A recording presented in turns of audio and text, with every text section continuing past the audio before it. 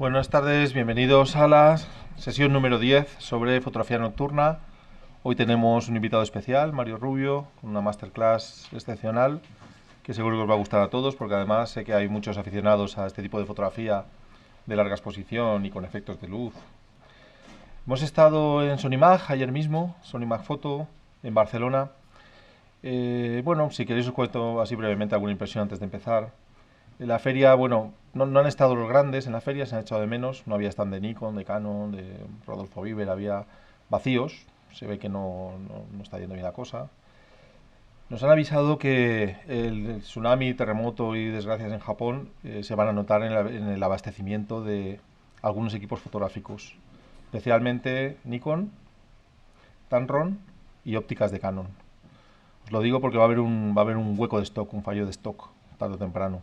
Es decir, los barcos que están en camino, lo que está en aduanas, lo que está descargándose, se va a recibir, pero después va a haber un vacío. Si te quieres comprar un objetivo dentro de unos meses, van a subir de precio y te vas a tener que esperar mucho.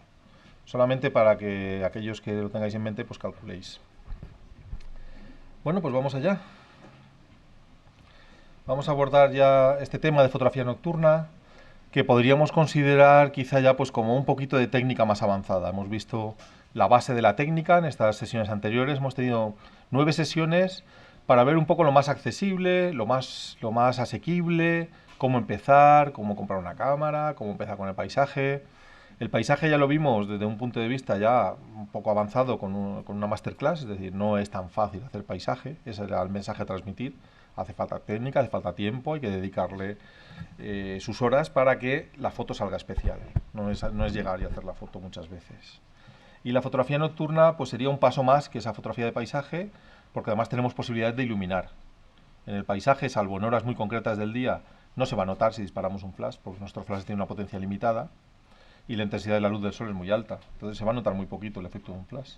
Sin embargo, en fotografía nocturna podemos recurrir ya a ser el fotógrafo el que pinta con luz o el que ilumina con luz.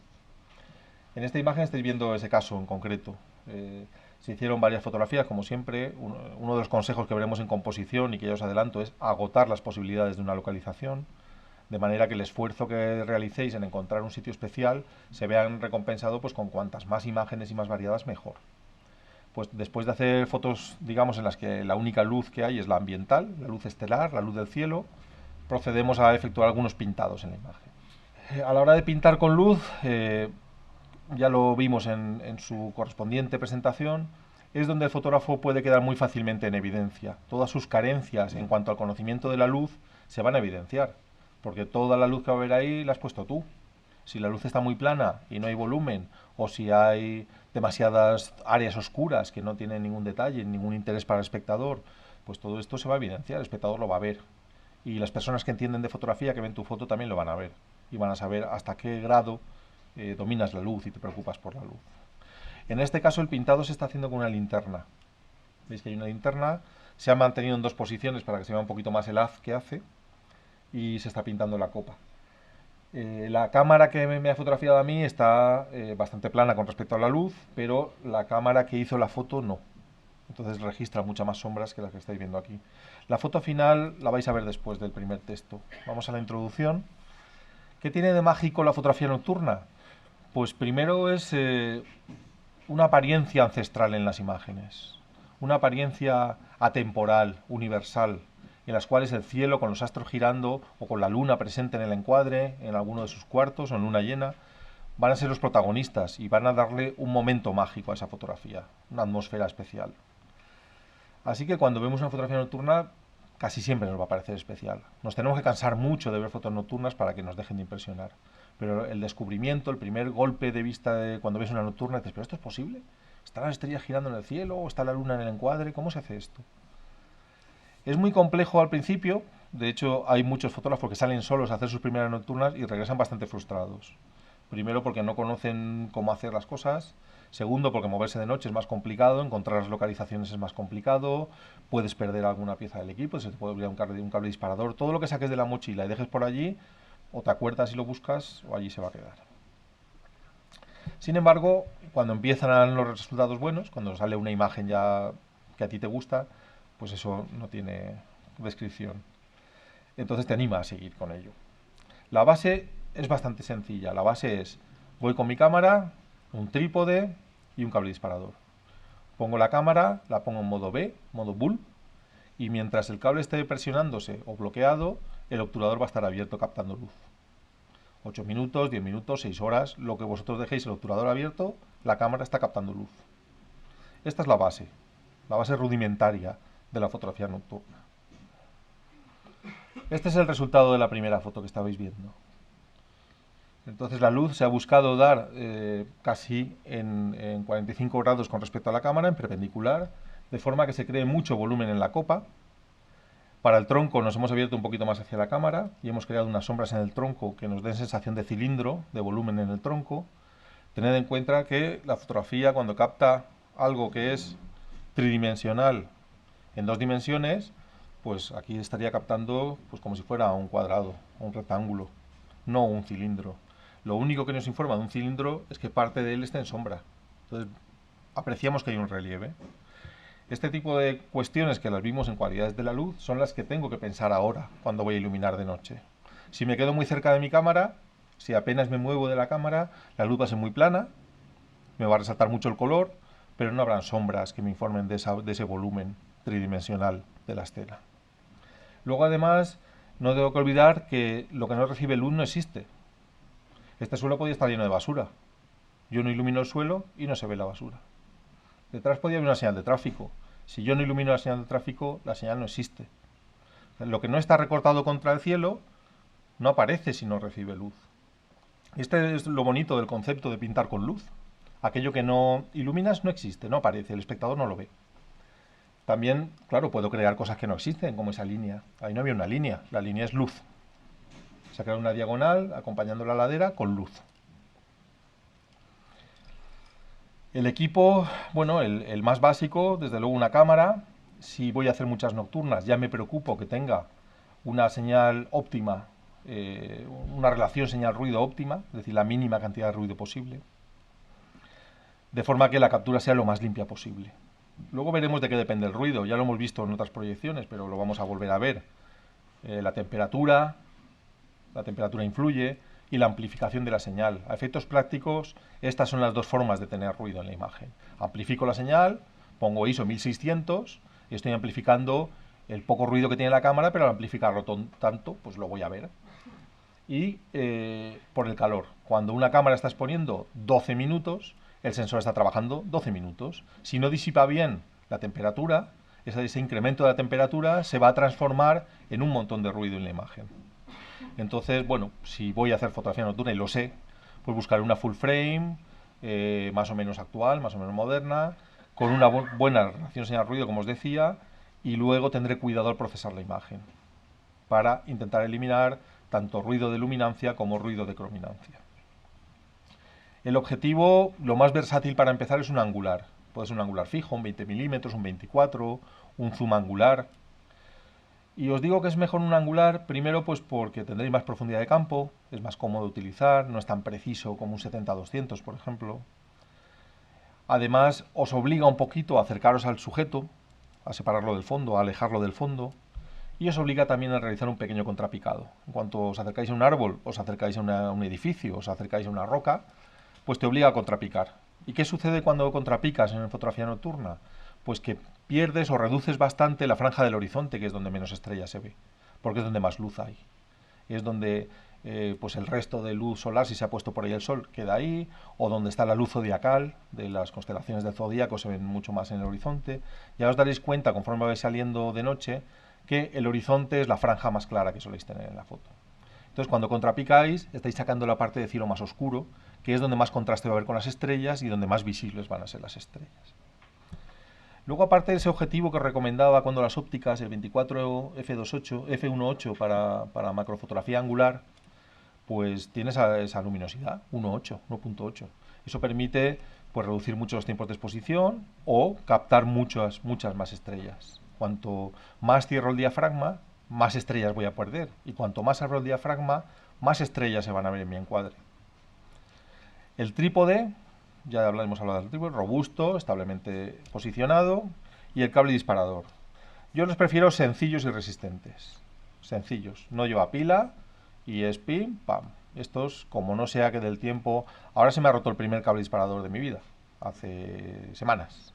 Ya se ha pasado la goma y en un tironcito de estos que le das, se suelta y se despega y se corta el cable y tiene arreglo, me lo han reparado, pero esa noche te puedes quedar sin cable disparador. Siempre llevo dos por este motivo.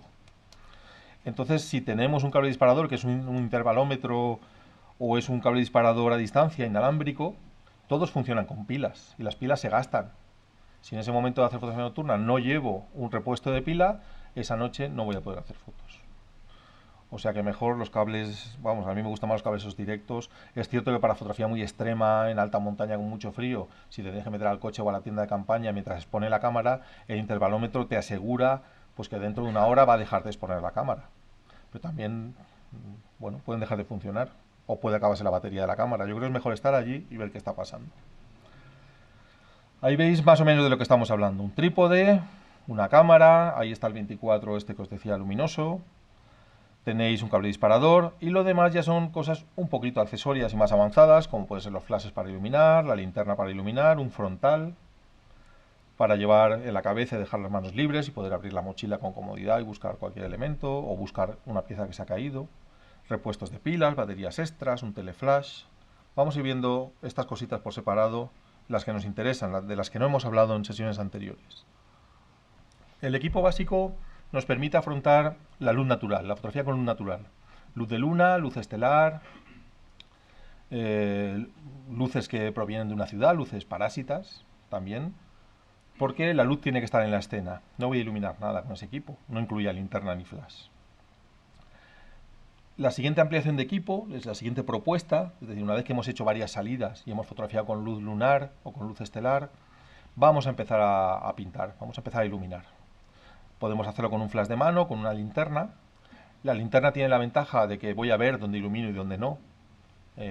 Si quiero, no sé, iluminar concretamente la parte alta de un campanario, pues con la linterna veo que estoy iluminando esa parte. Con un teleflash, entornando los ojos te puedes hacer una idea de dónde está dando el teleflash, pero como concentra tanto la luz, pues es posible que no estés dirigiendo bien la luz a esa zona. Filtros calibrados para el flash, estaría bien tener, para poder jugar con el balance de la cámara y la luz filtrada del flash, de color del flash. Un teleflash, que es una lente Fresnel que concentra la luz para alcanzar elementos muy elevados, como ese pino que habéis visto, como un campanario en una iglesia. Y la linterna frontal, pues para moveros, para buscar las cosas, para no tropezar. Para mí el punto de partida de una nocturna empieza siempre en el mismo sitio, que es localizar. Muchas veces voy a dar un curso que voy a deciros yo de composición a Ibiza y me dicen, ¿hacemos una nocturna? ¿Dónde? ¿Qué hay? No sé, ya buscaremos algo. No voy, me voy a dormir, lo siento. ¿Qué hay? Es que hemos encontrado el árbol más grande de la isla con 6 ahorcados. Yo el primero. Pero tiene que haber algo que ir a fotografiar. Tiene que haber un sujeto, un elemento, un hito, algo que digas, esto merece una foto, yo tengo que estar allí, tengo que hacer la foto. Ir a buscar de noche a ver qué encuentro, pues bueno, cuando, mira, me mandas un mensaje, si encontráis algo. Así que para mí, que planifico mucho las salidas nocturnas, el punto de partida es dónde voy a ir. Aquí, bueno, veis por escrito lo que os estaba contando. Más o menos en un ángulo de 10 grados sobre el horizonte es la zona más luminosa. En cuanto supero esos ángulos, en cuanto estoy captando cielo más arriba, el cielo es más oscuro y las estrellas contrastan más y se ven mejor. También es verdad que luego van a aparecer más estrellas de las que yo soy capaz de ver, porque yo los puntitos más finos no los veo, o puedo estar deslumbrado de haber iluminado, pero la cámara va a captar líneas, las estrellas se van a mover y van a hacer líneas y van a ser más evidentes. Además ya vimos en la lección anterior, en la sesión anterior sobre filtros, que si pongo un filtro de gelatina, aunque no sea degradado, que solo coja una parte de gelatina, esa distinta densidad de la gelatina hacia el cristal va a hacer que los puntos se abran, que las zonas iluminadas se abran por esa densidad distinta. Es decir, puedo conseguir trazos más anchos en las estrellas utilizando los filtros de gelatina. Este es un ejemplo de un haya en un curso de fotografía de hayedos, quietos allí esperando que se vaya haciendo de noche y gracias a que había 20 y tantas personas iluminándose el haya. Hicimos varios equipos, venga, pues un equipo aquí y otro equipo en el haya del fondo. Y 10 o 12 personas con flashes distribuidas por la escena. y periódicamente vamos haciendo fotos de cómo va anocheciendo y cómo la luz del flash va priorizando sobre la luz ambiente. En la foto de la izquierda todavía no parece que haya luz del flash, el que lo maneja mucho sí lo ve, pues que el color ha salido más, se ve más el color, esa luz que recibe el haya, que se nota que el sol ya se ha ido, debe proceder de algún sitio y tiene que ser, o los flashes o una linterna, tiene que ser luz artificial que ha aportado un fotógrafo. Pero en la segunda es mucho más evidente, hay mucha más diferencia entre la luz que hay en el cielo y el color de luz que hay en el cielo a el tipo de dirección y calidad de luz que recibe el haya. Es una luz dura, de sombras duras, con un color más frío que el cielo, es decir, ya se ve que esa luz tiene otras cualidades diferentes a la atmosférica. Pues es un trabajazo, es decir, hace falta muchas personas que sepan más o menos iluminar para iluminar de arriba abajo un árbol que mide pues 30 metros y que sea de una forma más o menos homogénea y que luego se aprecie el efecto bien. Es bastante recomendable llevar un GPS de los de trekking, no de los de coche, si nos alejamos del coche bastante. Aún recuerdo un curso en el Torcal de Antequera que cayó una niebla espesa, pero espesa, que de aquí a la columna no se veía nada, en 2 metros. Y nos tuvimos que parar y esperar a que aclarara para salir de allí. Si sucede esto, lo peor que puedes hacer es empezar a andar sin rumbo. Entonces, bueno, un GPS se orienta hasta, claro, aunque tú no veas, se orienta por satélite, entonces te va a indicar el camino al coche. Casi siempre prefiero la mochila como transporte, sobre todo si en terrenos así accidentados, que tienes que ir moviendo el cuerpo y una bandolera es muy incómoda, se va enganchando, te va golpeando.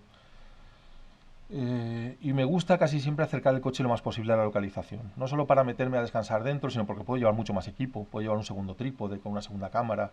Puedo cargar mucho más peso. Puedo llevar más flashes. Puedo llevar una linterna enorme que tengo. No sé, me es más cómodo. Entonces, en caso de... Salgo casi siempre con lo mínimo, pero se me acaba una batería o tengo que reemplazar algo, la tarjeta de memoria, por ejemplo, y el equipo está cerca.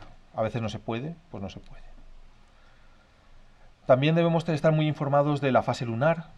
Hay unas tablas en internet bastante buenas. Yo siempre he utilizado Doctor Regener, pero hay muchísimo software ahora mismo que te metes y te dice dentro de un mes en qué fase va a estar la luna, en qué posición con la elíptica.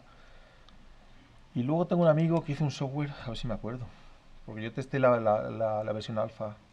Photographers Ephemeris. Photographers Ephemeris.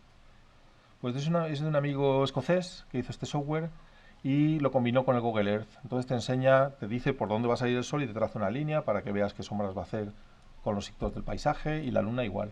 Entonces tenéis la hora de salida y el punto de salida, combinado con Google Earth. Es decir, vais a ver el paisaje y te va a marcar una línea con la luz, cómo va a incidir en el paisaje. Es muy, muy útil.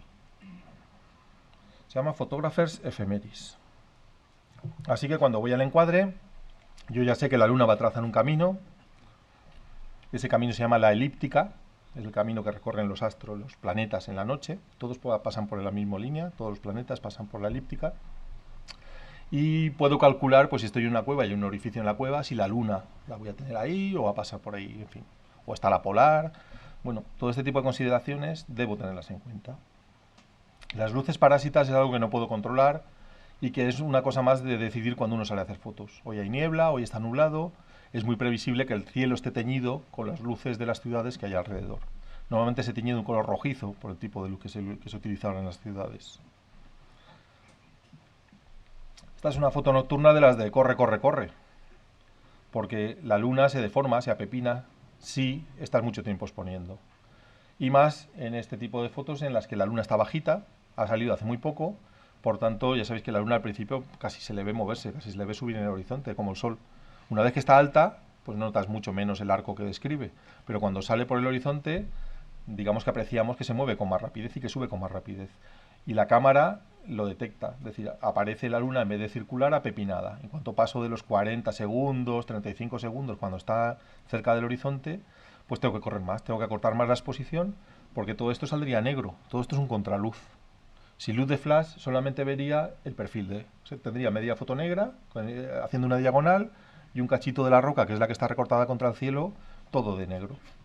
Lo que he hecho es accionar el disparo de la cámara o poner el temporizador, en este caso también funciona. El temporizador te da un poquito de ventaja, 10 segundos, te mueves, disparas los flashes y vuelves y cortas. O con intervalómetro la programas a ese tiempo. O lo pones si estás trabajando, claro, en modo manual, tienes el límite de los 30 segundos. Si quieres pasar a los 40 o los 50, ya te toca poner el modo B y cortar.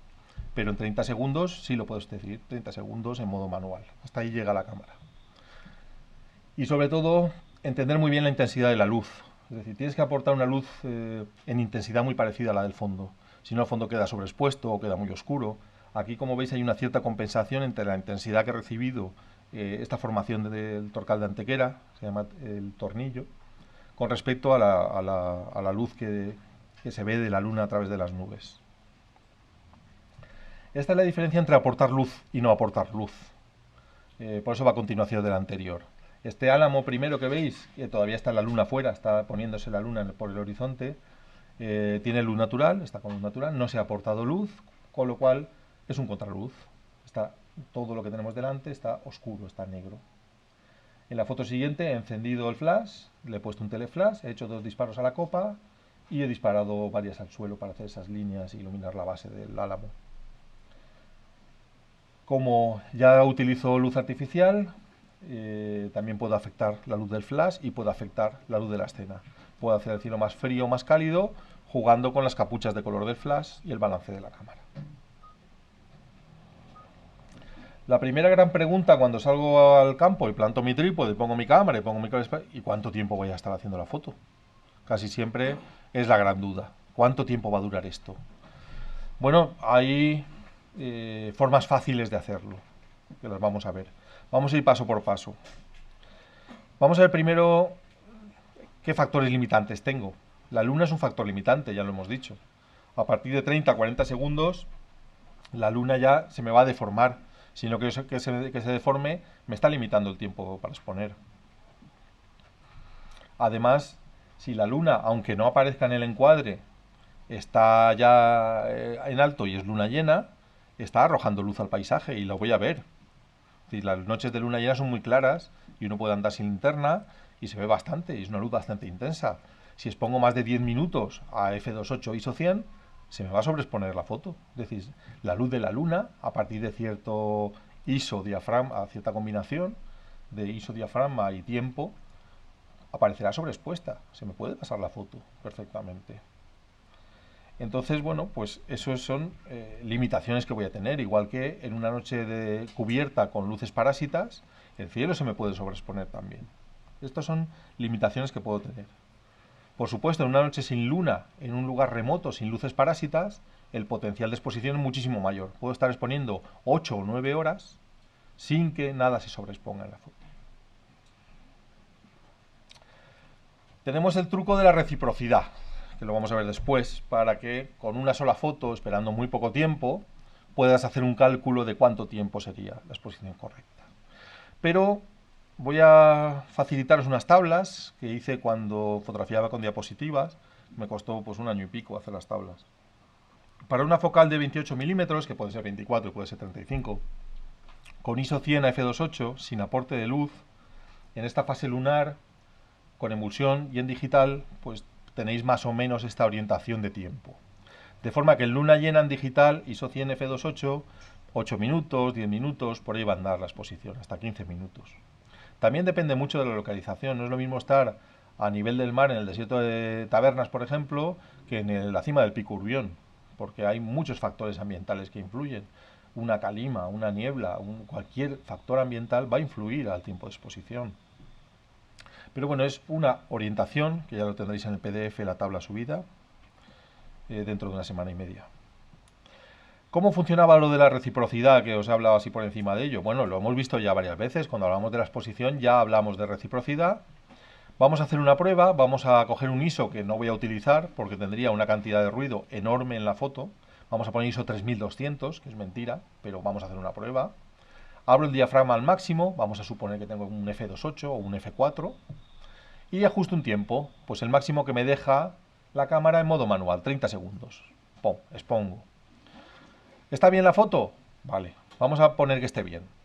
O a lo mejor le ha faltado tiempo. Bueno, pues vamos a dejarla a 50 segundos. Una vez que tengo una exposición correcta, aplico la reciprocidad.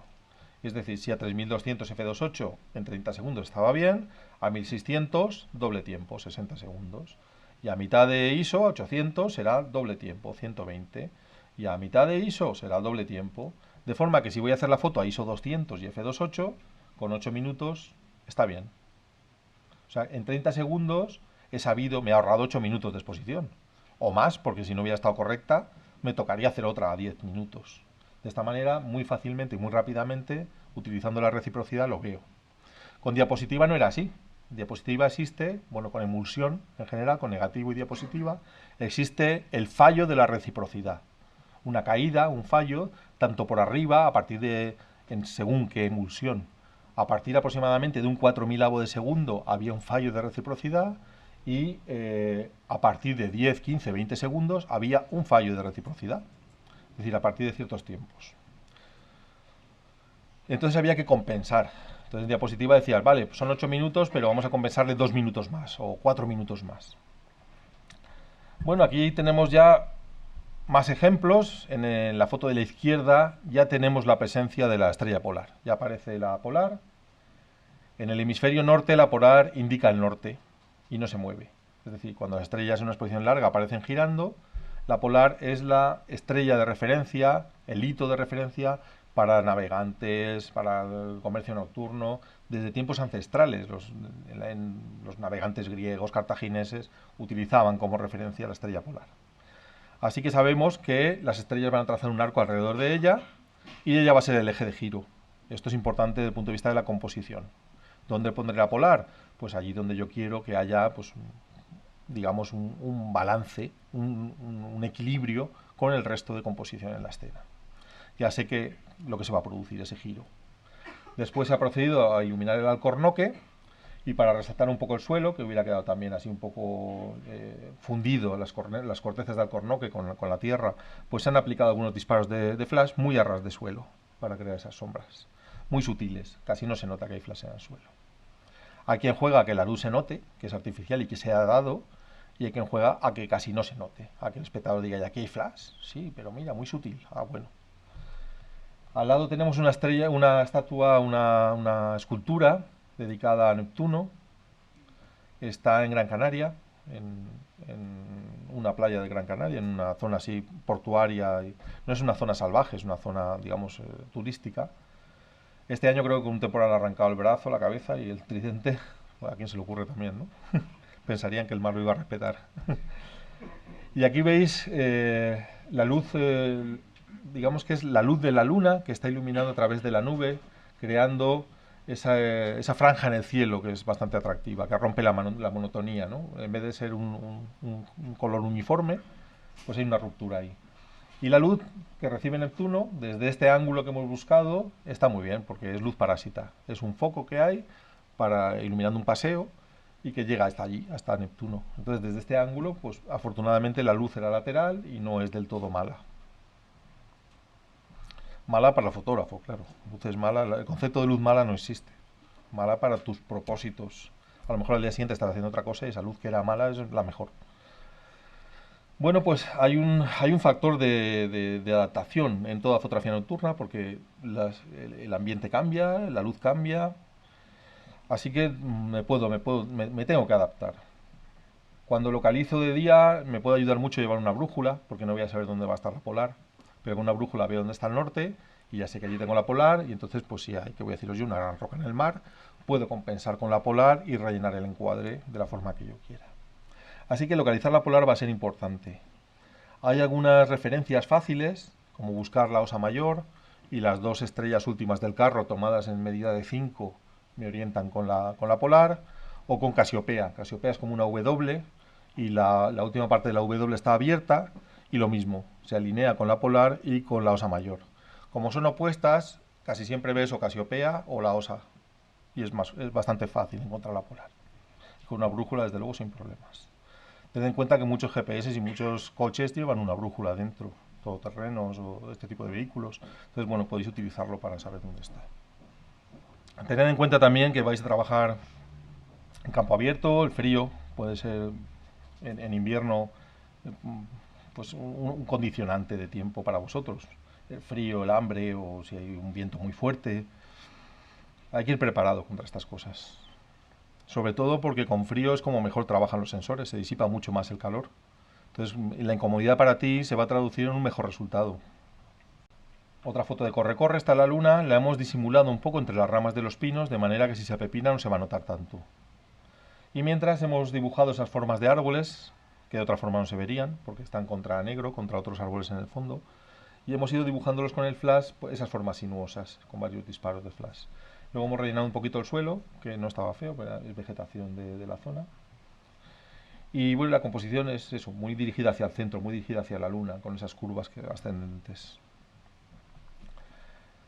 Las posibilidades que voy a tener en función al tiempo que voy a exponer son exposiciones muy cortas, de segundos, en las cuales puede aparecer la luna sin deformar, o pueden aparecer las estrellas como puntos, o puede aparecer simplemente el color del crepúsculo en el cielo. Un color rojizo, un color amarillento, un color, bueno, como suceda al crepúsculo. Exposiciones cortas de hasta 1 minuto. Aquí la luna que está saliendo ya se apepina, ya se deforma. Las estrellas todavía aparecen como puntos con un angular, pero con un tele ya empieza a haber líneas cortas. Si aparece la luna, ya sabemos que hasta 1 minuto, a partir de 30-40 segundos, se deforma. Las exposiciones largas, que son de varios minutos, puede ser de 8 minutos, 20 minutos, 15 minutos, y tendremos líneas muy largas de estrellas. Si tenemos luna llena en el encuadre, puedo fotografiar paisajes muy abiertos, porque tengo una gran fuente de luz que está iluminando, ¿qué voy a decir yo? Pues una pradera con árboles.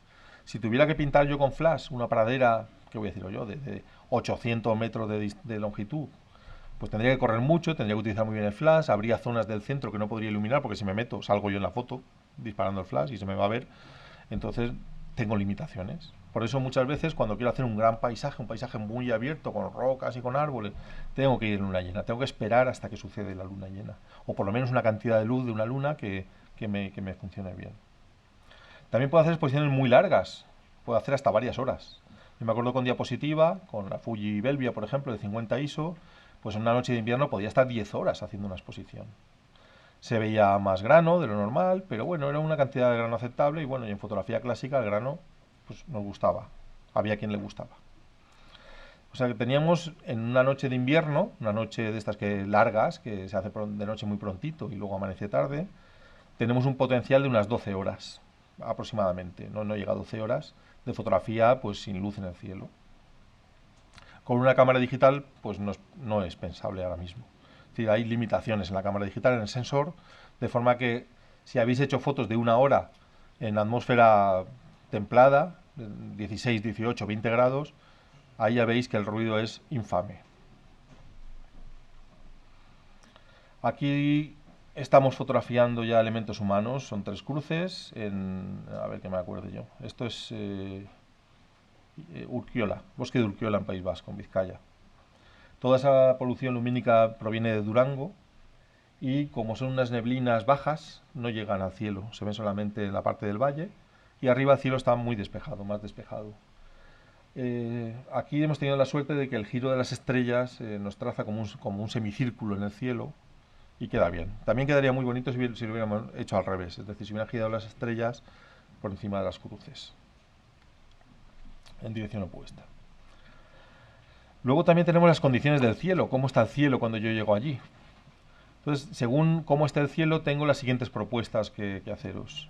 Si está despejado, mejor que empecéis a primeras o a últimas horas de la noche, porque aunque vosotros veáis el cielo negro, con unos minutos de exposición ya va a aparecer un color casi siempre azul muy profundo, aunque va a depender del balance que pongáis vosotros en la cámara, pero si lo tenéis en automático, modo automático, o ponéis un balance de luz día, el color que va a aparecer es un azul muy profundo.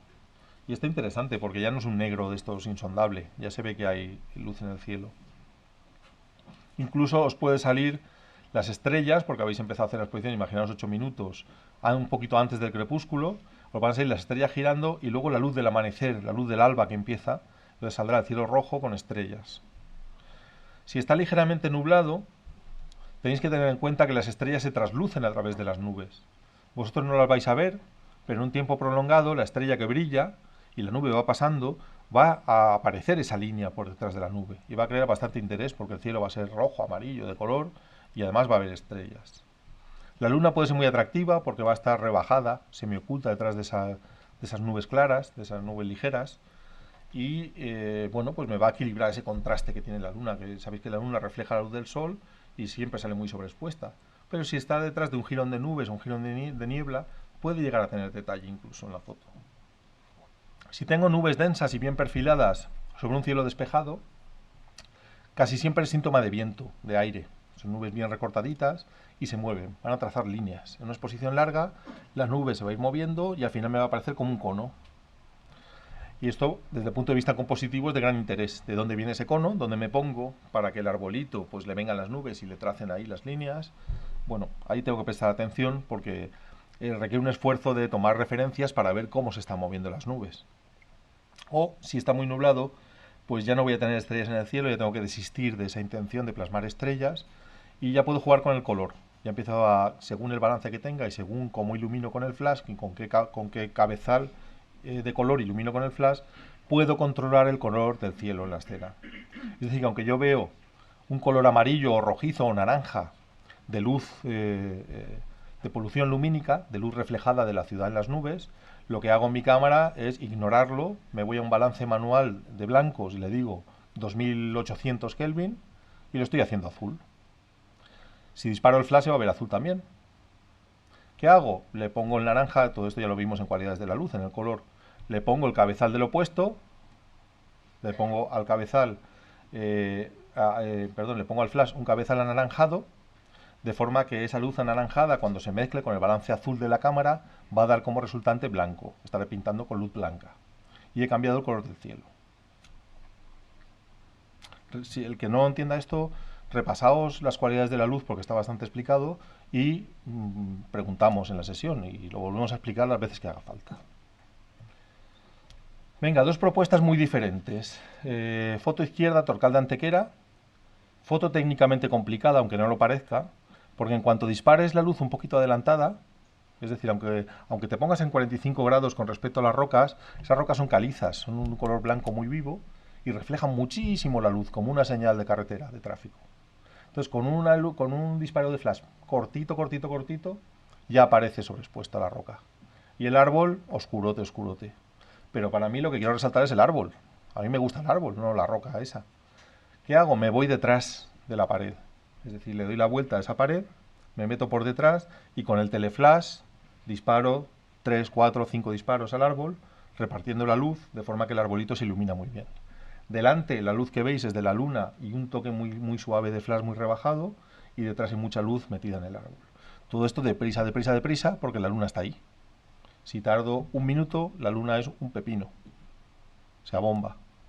Pierde su forma circular. Entonces este es un factor limitante de tiempo, hay que darse prisa. Y esa luz rojiza, intrigante que hay en el cielo es luz parásita. Si os fijáis, casi no se ven estrellas, yo veo una o dos líneas cortitas. Es como una neblina que está reflejando la luz parásita de Málaga en el cielo.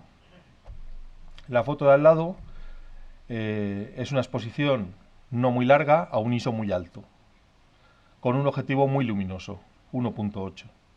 De forma que las estrellas son puntos todavía, no han empezado a ser líneas. Entonces el ISO muy alto, esa amplificación de la señal de la cámara hace pues, que vea el cielo azul y que vea una cantidad de estrellas enorme, ayudado por ese diafragma tan abierto. No hay luz ambiental, no hay luz artificial, es todo luz estelar y la luz que había en el cielo. Bueno, llevar un reloj es interesante, un cronómetro, si no tenemos un contador de segundos en la cámara. Hay cámaras que llevan donde te dicen las fotos que faltan por hacer, en cuanto la pones en modo B y empiezas a hacer fotos, ahí te aparece un contador de segundos. Entonces, bueno, ya tienes una orientación de cuánto tiempo llevas exponiendo.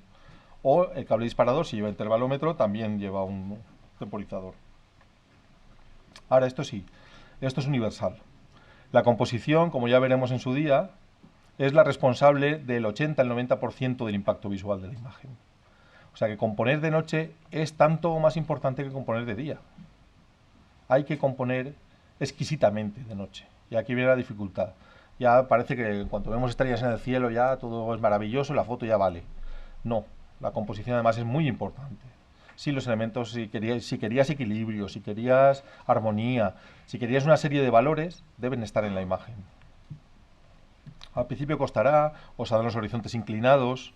Ahora las cámaras estarán en un nivel de burbuja virtual, tanto, bueno, sobre todo las cámaras que más se están vendiendo ahora, cámaras modernas, Nikon, Canon y algunas otras marcas llevan un nivel de burbuja virtual, de forma que tú vas inclinando la cámara y llevas una especie de rayitas que te nivelan y cuando la rayita está en el centro es que has alcanzado el nivel. Esto antes no existía, entonces o ponías un nivel de burbuja, o bien, si no llevabas nivel de burbuja, te alejabas unos palmos de la cámara y hacías un nivelado bastante preciso. Solamente a nivel del mar se notaba que no era perfecto.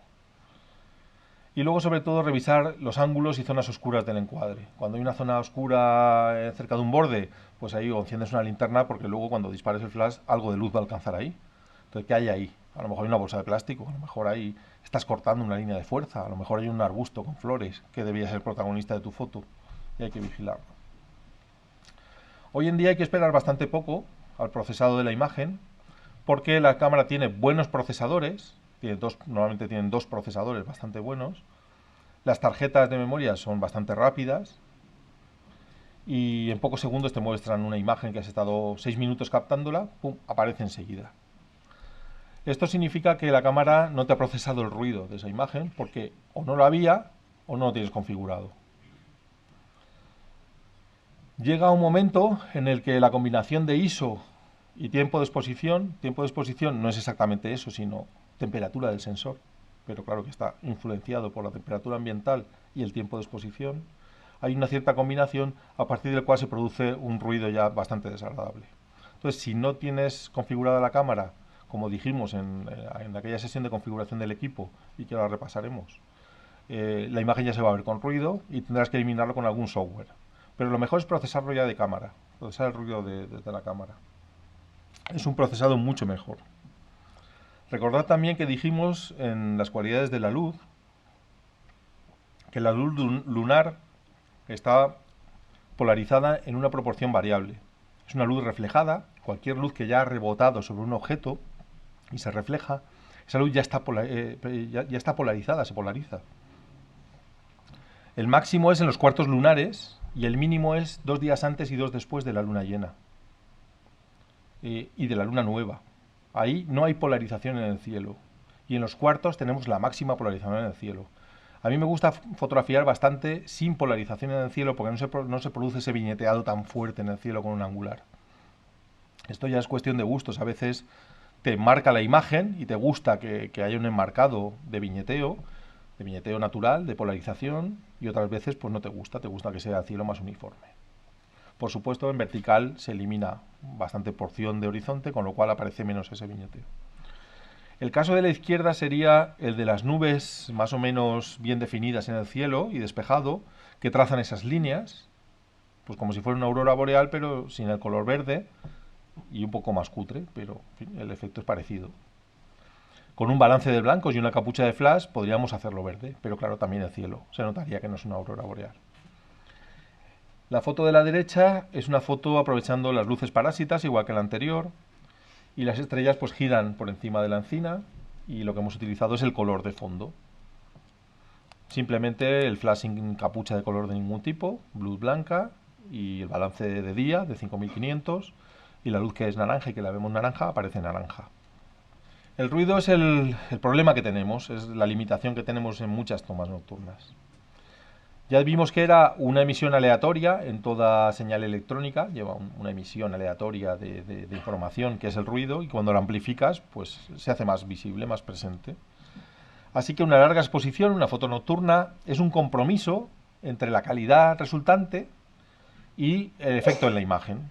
No puedo hacer lo que yo quiero, tengo que encontrar siempre sacrificar algo, sacrificar tiempo, sacrificar longitud en las estrellas. No lo puedo tener todo. Cuanto más tiempo os pongo, más degrado la imagen. Cuanto menos tiempo, pues menos espectacular las estrellas. Bueno, pues tengo que ir ahí con una cosa y con otra. El ruido, como ya sabemos, proviene de amplificar la señal, que es un ISO muy alto, o la temperatura. Cuanto más se calienta el sensor y menos se disipa el calor, pues más ruido tengo. Y ambas se combinan. Es decir, puedo tener ambos tipos de ruido. Puedo usar un ISO muy alto y estar mucho tiempo y se me combinarían ambos tipos de ruido. Esto es una experiencia en el Fotogenio 2009, creo recordar, sí, 2009, en la cual casi 300 fotógrafos nos pusimos a hacer una nocturna a la vez. A voz, grito, ¿no? Vamos a tirar a todos los flashes, cada pum. Y entonces pues anduvimos iluminando estas formaciones de Bol Nuevo, de la ciudad encantada de Bol Nuevo, en Mazarrón, y ahí se ve un poco el despliegue de personal. Casi siempre es interesante tener en cuenta subir un poco la sensibilidad. pasar de un ISO 100 a un ISO 200 o 250, según qué cámara, incluso ISO 400 en algunas cámaras, puede ser interesante porque acorta la mitad del tiempo. La mitad de un 150, de 125avo de segundo es muy poco, es un 60avo. Pero la mitad de 60 minutos son 30. De estar una hora exponiendo a estar media hora, el sensor se puede calentar mucho menos. O sea que hay que considerar pues, que si a ISO 100 estoy 60 minutos, me puede interesar hacer la ISO 230 minutos. El ISO es un factor a considerar, sobre todo porque genera un tipo de ruido distinto. Es un ruido de luminancia, mientras que el ruido térmico o de calentamiento sería un ruido de crominancia. Son ruidos distintos, se tratan de forma distinta y, bueno, pues puedo minimizar que se note que haya ruido en esa foto. ¿Cómo configuro mi cámara? Vamos a recordarlo brevemente, aunque sea. Si puedo tomarlo por separado, si puedo configurar por separado el ruido de alto ISO o ruido de luminancia, lo activaré, pondré on. En cuanto sobrepase un cierto nivel en mi cámara. En la mía, a partir de ISO 640, no me gusta el ruido que aparece. Así que cuando paso por encima de 640, cuando pongo ISO 1000, ISO 800, lo pongo en on. Le digo, sí, procésame el ruido que puedas proveniente de esta amplificación de señal. Así que yo haría que vosotros haría un test con vuestra cámara. Pondría un ISO alto, haría una foto bien expuesta, porque ojo, si la subexponéis, el ruido que va a aparecer va a ser grande, vais a ver bastante ruido, pero va a provenir de esa subexposición, de ese aclarado de la foto, de ese intentar hacer más información con menos. Pero si la exposición es correcta, veréis exactamente el ruido que tiene ese ISO y descubriréis que no es muy alto. Seguramente podéis estar disparando eso a ISO 400 sin problema, si la exposición es correcta. Y luego en la reducción de ruido por larga exposición la pongo en auto, de forma que si la cámara detecta que se ha generado ruido térmico de calentamiento de sensor, lo va a procesar y si no, no la va a procesar, me va a dejar hacer la siguiente foto. Hay que tener en cuenta que luego puedo hacer un segundo o un tercer procesado de ruido, aparte del que va a hacer la cámara, que es muy limpio y que es muy interesante que lo haga, aunque me tenga ahí esperando un poco. Después puedo reducir el nivel de ruido en el procesado del RAW, que es la siguiente fase más interesante de hacer, o en una tercera fase en el TIFF. Yo prefiero hacerlo en el RAW y a ver qué sucede. Ahí es donde si lo limpio del todo ya dejo la imagen, o si no le he podido limpiar de todo el ruido, pues en Photoshop se puede también, a través de software como Nitimesh, por ejemplo, tratar el ruido. Los softwares un poco más antiguos de ruido, si tenéis algún software ya que tenéis un par de años instalado en el ordenador, borradlo. Porque esos softwares, pues como el Noise Ninja y algunos de estos, que no habéis actualizado la versión, lo que hacen para eliminar ruido es destruir píxeles. Eliminan píxeles. Y tú vas aplicando aquello y vas diciendo, oye, pero si mi foto pesaba 60 megas, ahora pesa 40, pues cada vez que lo pasas te está eliminando píxeles. Y te está haciendo pues una acuarela, casi una acuarela. Es decir, te está perdiendo definición y la imagen se va degradando. Por eso, cuanto mejor hagáis estos procesos, mejor. Primero en cámara, después en procesado del RAW, y si no me queda más remedio, pues con Nitimesh o un software de este tipo, procuráis eliminar lo que quede. ¿Veis? Esto es un software de cámara de procesado de RAW, y aquí tenéis por separado la reducción de ruido de luminancia, en este caso no está aplicándose. El de crominancia tampoco se está aplicando, pero conviene hacerlo ahí. Como he abierto un JPG, lo he tenido que hacer en la siguiente casilla, para el tifo JPG. Pero donde se aplica es en el RAW. Donde mejor se aplica es en el NEF o en el RAW, en el formato de captura nativo de vuestra cámara, con el software, mejor si es del fabricante de la cámara. Es decir, entiendo que alguien utilice Lightroom o Aperture o este tipo de programas, lo entiendo, a mí no me gustan nada. Primero porque es un entorno, te obliga a importar y a tener ahí un tipo de información que no es exportable a otros programas. Entonces, como llevo ya mucho tiempo haciendo fotografía, ya he visto que hay softwares que ya no se fabrican y que empezamos con ellos y que ahora no sabes qué hacer con toda esa información que metiste ahí, y esto puede seguir pasando. Pues no me gustan. Y por otro lado, si solo fotografías con un tipo de cámara, el fabricante que conoce el algoritmo de compresión perfecto para tu cámara porque lo ha creado él, es el más indicado para procesar tu imagen, el más limpio. Esto me lo han dicho los editores, las agencias, todo el mundo. Procesa con el software de tu cámara. Si tienes 3 tipos de cámaras, entiendo que utilices estos softwares, porque no vas a estar abriendo 3 softwares no sé, es como muy pesado. Entonces, pues sí, coges un Lightroom o coges un programa genérico y te abres ahí pues el de la Canon PowerShot, el de mi Nikon D60, el de mi Olympus 330 o lo que queráis. Aquí en esta fotografía hemos procurado separar un poco los elementos, no solapar mucho este elemento principal, que es un esqueleto de árbol, un árbol que ha caído en una zona inundada, en una dehesa que ahora es un pantano. Los árboles se han secado, este se ha caído, ha formado una figura bastante, no sé, como una bailarina, como una figura así orgánica, como un cisne, no sé. Y lo hemos iluminado bastante desde atrás. Nos hemos metido en el agua con un vadeador y hemos arrojado la luz bastante trasera. Y luego los elementos de fondo que estaban tan lejos, con el coche, con la luz del coche, los hemos iluminado.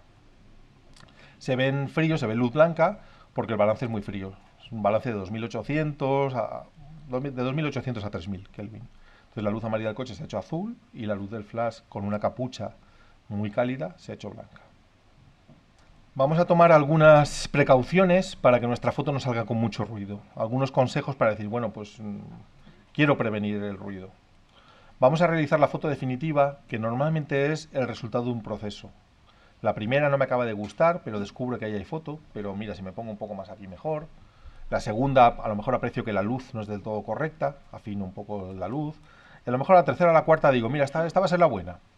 Pues en este momento es cuando debería apagar la cámara, dejarla unos minutos que disipe calor, o enfriarla mediante geles fríos del congelador. Estos geles que hay para el dolor de cabeza se meten al congelador, pues nos llevamos 2 o 3 en una neverita de estas portátil pequeña, o envueltos bien en bolsas de plástico, y lo aplicamos a la cámara. Esto lo hacen bastantes fotógrafos, incluso mientras están exponiendo. Y esto disipa calor del sensor y esto ayuda a prolongar los tiempos de exposición. Son trucos caseros, sobre todo en verano.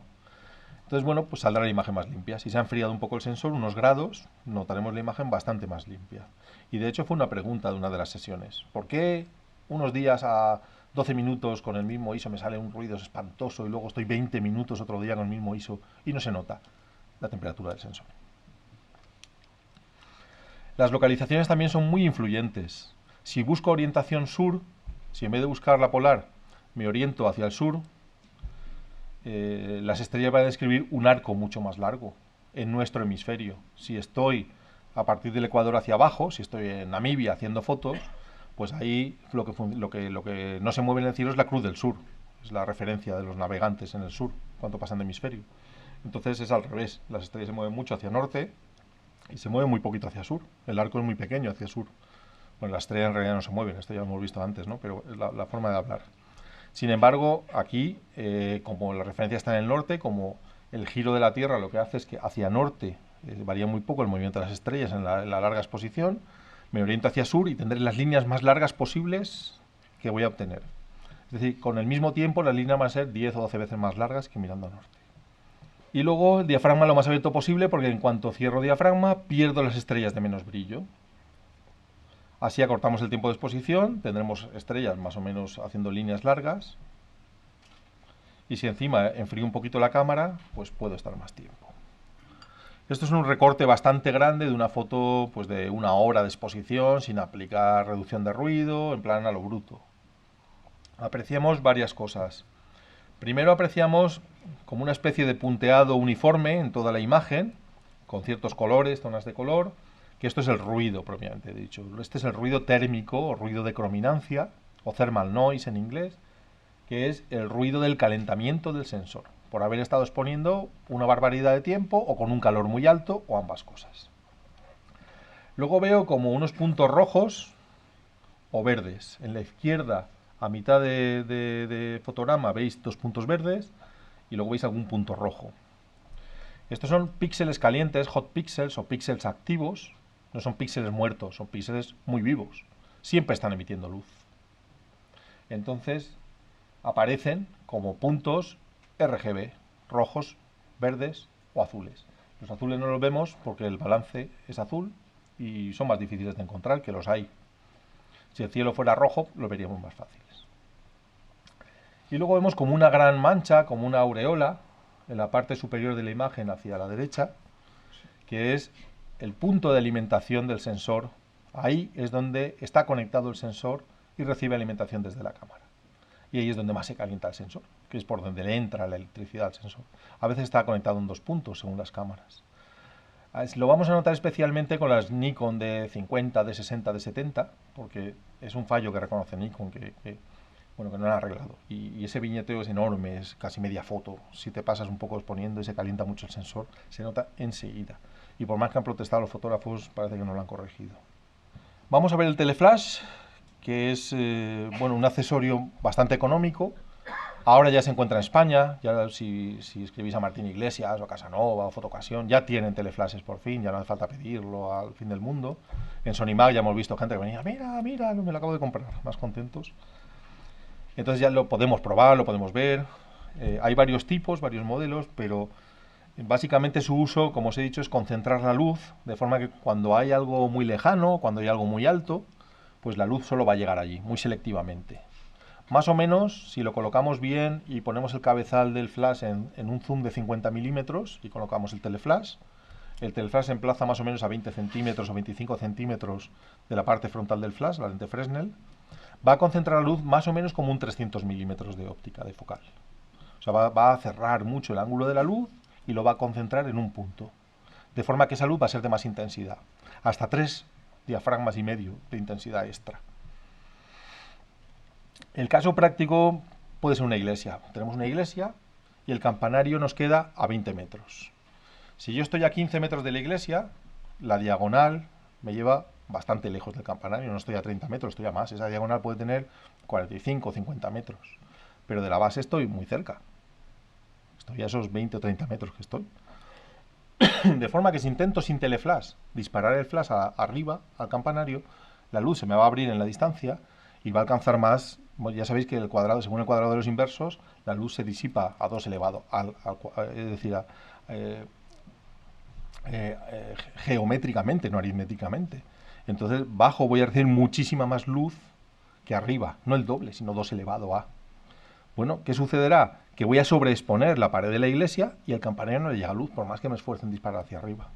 Necesito concentrar, cerrar ese ángulo de la luz, o bien con una capucha que yo fabrique con cartulina un poco larga, haciendo un snoot, una luz spot, o bien con el teleflash, que va a ser muy fácil de utilizar porque me concentra la luz allí en ese punto y la puedo utilizar para fotografiar aves a otras velocidades de obturación más rápidas.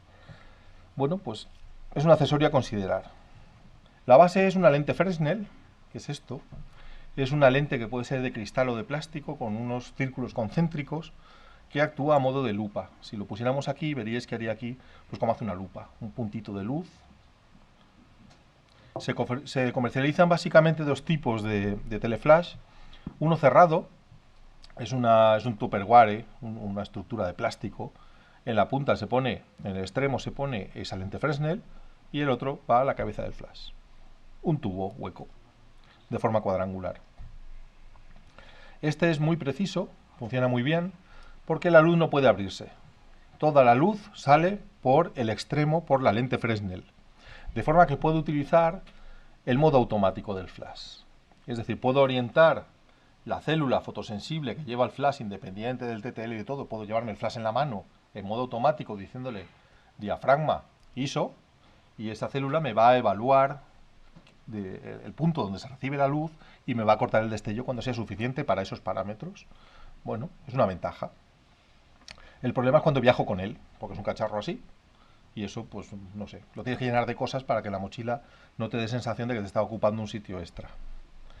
O el teleflash abierto, que son dos láminas con un velcro, y le pegas delante también con velcro la lente Fresnel.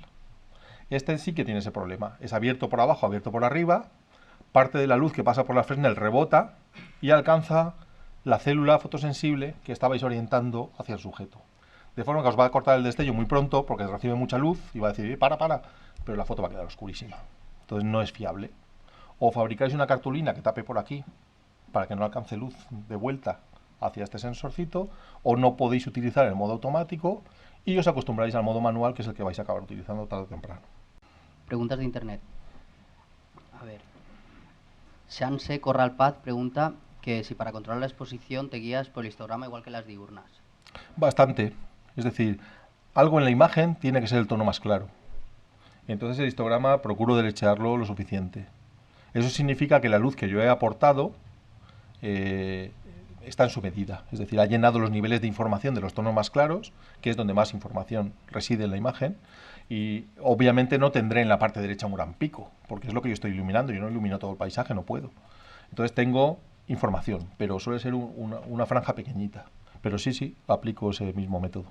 Es como más libres de ruido salen las imágenes. Si tuviera que aclarar la foto, si después tengo que aplicar luminancia, tengo que aplicar exposición a la foto, es que me queda corto exponiendo. Y eso va a añadir más ruido que prolongar la exposición. Vale, hay 3 más. José Luis Tour pregunta que las cámaras que suelen utilizar un dark frame para eliminación de ruido, ¿es igual de eficiente que hacerlo posteriormente y procesarlo con algún software? Por lo que yo sé, no. Es mucho más eficaz hacerlo desde la cámara. Optimiza mucho más la imagen, no elimina píxeles y es mucho más, el resultado es mucho más limpio. Hay que hacerlo desde la cámara. Es ya sé tedioso esperar media hora que procese una foto que ha tardado media hora en hacer. Digamos que la cámara hace como una foto en negro para comparar y eliminar aquel ruido de crominancia, pero es mucho más eficaz hacerlo así. Vale, Adamo Prieto Rodríguez pregunta, sin tener en cuenta los objetos muy lejanos donde no llega el flash, ¿qué prefieres iluminar, con flash o con linterna? Yo prefiero el flash porque la linterna es una cosa más que tengo que llevar. El flash me da mucha más versatilidad. Recuerdo algunas imágenes que estaba haciendo el paisaje y pasaban murciélagos bastante grandes muy cerca, en una laguna. Entonces, con una linterna tú no puedes parar un murciélago, lo puedes pintar y no va a aparecer en la foto. Salvo que pase por el mismo sitio siempre y le des siempre el mismo sitio de la luz, que es imposible, no va a aparecer. Lo que sí puedo hacer es cuando veo que viene un murciélago disparar un flash a corta potencia y lo congelo y aparece en el cielo. Eso no puedo hacerlo con una linterna. Entonces, para mí la versatilidad que me da el flash no lo consigue una linterna. Entonces utilizo mucho más el flash que la linterna. Si puedo acercar el coche a la localización, me llevo la linterna por una cuestión de rapidez. Cuando tengo que iluminar un paisaje muy grande y está la luna y tengo esos 30-40 segundos hasta que se empieza a pepinar en la foto y se deforma, lo que hago es llevar un pedazo de linterna así de grande, que lo habéis visto en la foto, y aquello frío un huevo a 1 metro. Aquello da una luz enorme. Entonces, boom, en 2 vueltas has pintado un paisaje descomunal. No llegas a agotar esos 30 segundos que tienes. Pero prefiero el flash con diferencia. Estrella Cruzado Rodríguez pregunta que si puede usar el balance de blancos en auto, cómo responde la cámara o siempre tienes que ponerlo manual. No es que tengas, porque si estás fotografiando en RAW, luego puedes ajustarlo. Es decir, a posteriori, en el procesado, puedes elegir el balance óptimo. Pero de esta forma nunca vas a entender el color. Lo vas a descubrir a posteriori. Es mejor hacerlo en modo manual porque tú estás buscando un efecto concreto y te acostumbras a saber cómo obtenerlo. ¿Quiero el cielo frío? ¿Qué hago? Me meto en manual y le pongo 3200 Kelvin. Ya tengo el cielo frío. Y ahora quiero hacer luz blanca.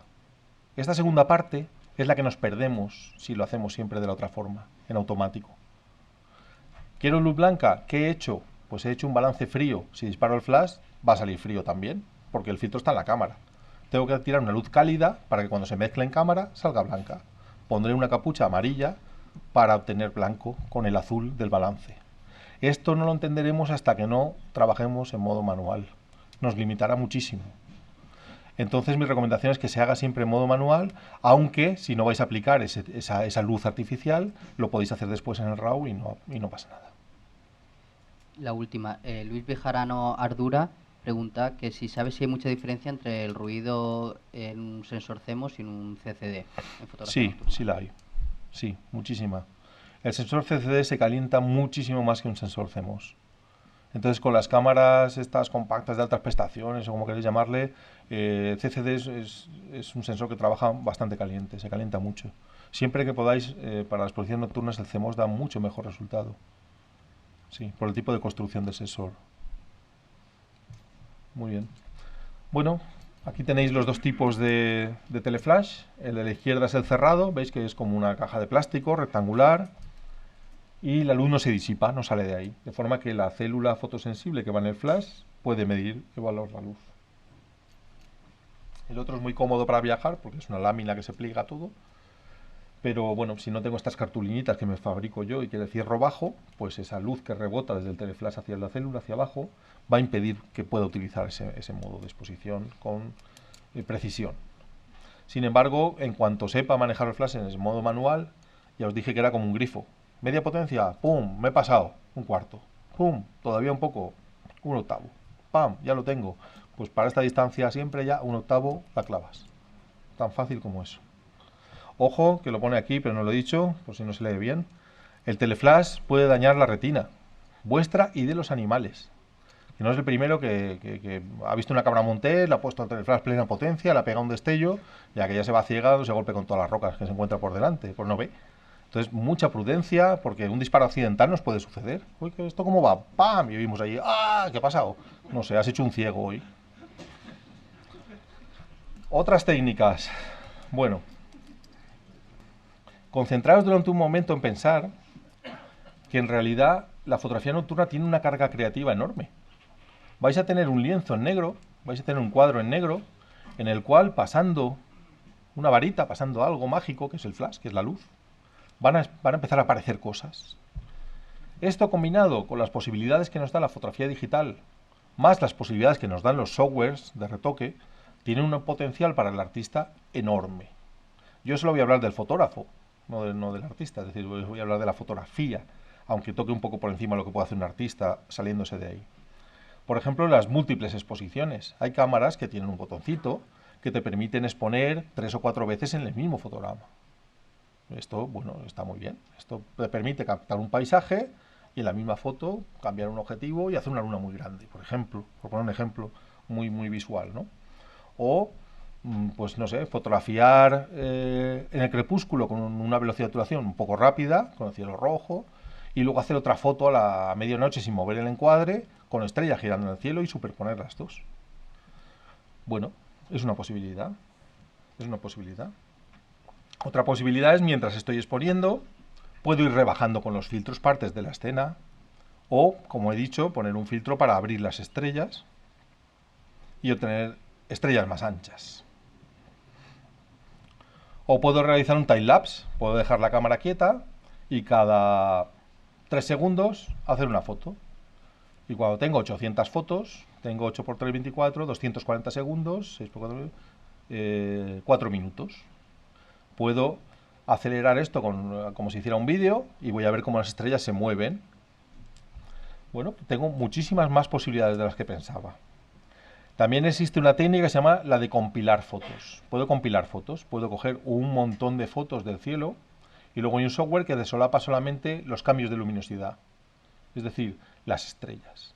Si estáis fotografiando una roca y vais haciendo fotos del cielo, foto de, no sé, de 1 minuto cada foto, de 20 segundos cada foto, de lo que os deje vuestra cámara cada foto, luego las ponéis juntas y el software lo compila y durante esas 5 horas que habéis estado haciendo esto, os va a hacer unas líneas de estrellas enormes y es una alternativa de retoque a lo que no se puede hacer con la fotografía ahora mismo digital, porque sacaréis una cantidad de ruido enorme si os ponéis 5 horas.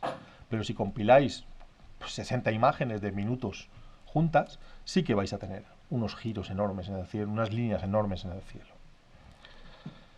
Este tipo de fotos se suelen hacer en JPG, porque luego tiene que compilar tu ordenador 400 fotos, o en un timelapse, o 600, o 1000 fotos. Si tenéis que procesar los RAWs, bueno, os podéis morir. Esto se suele hacer en JPG, que pesa menos, que el ordenador puede con ello, aunque ya os podéis ir a comer y a merendar y a dormir, y vais a tener un resultado. Ahora, si tenéis que procesar los RAWs, imaginaos, por ejemplo, que tenéis 3 motas en el sensor y se ven. Os toca abrir 1000 imágenes y clonar las 3 motas del sensor una por una. Esto es morirse. O sea, hay que asegurarse de que salen decentes. Esto es un tipo de fotografía crepuscular, pero obviamente la escena no era así. Esta escena está expuesta a 2 minutos. La magia de esto es que tú esas luces no las ves. Tú con la experiencia las adivinas. Notas que hay un colorcito en la roca que luego se va a exagerar mucho con la exposición larga. Pero es casi de noche, está oscuro. El cielo no es así, es bastante oscuro. La verdad es que hay mucha magia en la fotografía nocturna y atrapa bastante. Pero aún hay propuestas más avanzadas. Pues ya os digo, solamente hay que pensar un poquito qué puedo hacer. Pues mira, como es una fotografía nocturna, puedo hacer varios enfoques. ¿No puedo? Claro que puedo. Vamos a poner un caso. Imaginaos que esto es una duna, estamos en los Arenales, está por aquí cerquita, y tenemos una duna. Y arriba de la duna está la azucena de mar, o una arenaria, o una plantita dunar. Y las estrellas en el cielo. Bueno, voy a enfocar a medio metro, enciendo la linterna, Luis. Luis me ayuda, pues si no, es más difícil. Luis, enciende la linterna, Luis. Enfoco la plantita, ¿está ahí? Sí. Aplico el live view con la lupa. ¿Está bien enfocada? Espera, sí, está bien enfocada. Vamos a empezar la foto. Apaga la linterna, apaga la linterna. Empieza la foto. Tira un flash con difusor. ¡Pam! Ya hemos iluminado la plantita. Enfoca infinito y a esperar 8 minutos. ¿El resultado cuál va a ser? Planta enfocada, cielo enfocado. Estoy muy cerca de la planta con un angular. La planta está enfocada porque dispara el flash. Luego enfoca infinito para el resto de la exposición, que es donde hay luz con las estrellas girando. Y tengo el cielo enfocado. ¿Puedo hacer esa foto de otra manera? No. Ni a F22 me va a salir eso, me va a llevar la profundidad de campo a ese resultado, y sobre todo a F22 cuánto tiempo tengo que estar exponiendo. Calentaría el sensor y tendría un resultado muy diferente. Entonces, todo esto, cuando uno interioriza qué está haciendo, vienen este tipo de técnicas. ¿Se ha entendido más o menos? Vamos a ver un ejemplo práctico, a ver si lo cogemos mejor todavía. Nos preguntan si se podría hacer con un 24 milímetros. Vamos a poner el caso que es el 24 macro este del que hablamos. Vamos a imaginar que la flor es así. Para que salga grande la flor, más o menos voy a estar aquí. A F22 infinito no me entra. Infinito está muy lejos, me temo yo. No podría. Entonces enfoco a 30 centímetros, ilumino, enfoco a infinito y lo dejo para el resto. Y en la foto aparece que tengo una profundidad de campo bestial. Esto es solo un ejemplo de doble enfoque, pero puedo hacer múltiple enfoque. Puedo ir variando y disparando y solamente aquello que recibe luz y está enfocado se ve, lo demás es negro. Pues este es el concepto que cuando uno lo interioriza le enseña cómo ampliar un poco las posibilidades. Vamos a hacer un ejemplo de... Hemos encontrado unas setas que crecen delante de una construcción típica asturiana, que es un chozo de estos, tiene su nombre, un teito creo que se llama. Y delante hay unas setas que han crecido allí, una especie de jardín, haciendo un corro de brujas y tal. Ya me doy cuenta que ni a F22 saco yo las setas y la casa, porque la casa está muy detrás. ¿Qué hago? Bueno, enfoco las setas, ilumino las setas, enfoco la casa, ilumino la casa, y como no hicieron ni estrella ni nada, corto. Cuando acabo, pues corto. Al minuto que me ha llevado a iluminar aquello, corto la exposición. Enfoco las setas, disparo 2 flashes, uno de cada lado de la cámara, uno más rebajadito que el otro para crear un poquito de volumen y muy a ras de suelo. Enfoco la casa, ilumino la casa y corto la exposición. Ha pasado un coche y fijaos el tiempo que tarda muy poco. Tarda muy poquito tiempo en hacer esto. Pim, pam, enfoque y pum. Bueno, ya está. Si fotografiamos sujetos que se mueven, si fotografiamos animales, imaginaos que va a venir un ciervo a beber a este lago, que ya tenéis controlado que toda la noche viene el ciervo a beber al lago. Tenemos que tener en cuenta que si disparo el flash y el ciervo se va, el ciervo se transparentará con lo que haya detrás, si recibe luz. Entonces, este tipo de fotos hay que tener en cuenta que si no quiero que suceda, lo que haya detrás del sujeto que se va a mover y se va a ir tiene que ser negro, tiene que ser una sombra. Es una ladera donde no dé la luz, una cueva, un fondo que no reciba luz. En este caso, como no hay luz detrás, sí que se va a ver el flash en el ciervo y no se va a traslucir lo que hay detrás. Es lo que sucedería, imaginaos que hay una cigüeña en un árbol y fotografíais la cigüeña y tiráis un flash. Si no sois listos y tiráis el flash al principio, la cigüeña va a decir, oye, aquí me fríen, yo me voy, se va. ¿Qué pasa? Pues que el resto de exposición, las estrellas van a atravesar a la cigüeña, porque la cigüeña ya no está tapando el cielo, y las estrellas siguen girando, siguen moviéndose y hay luz en el cielo. Va a suceder esto. Luego además podemos hacer paisajes nocturnos lloviendo o nevando, y puedo hacer pues un montón de efectos con el flash, pero un montón.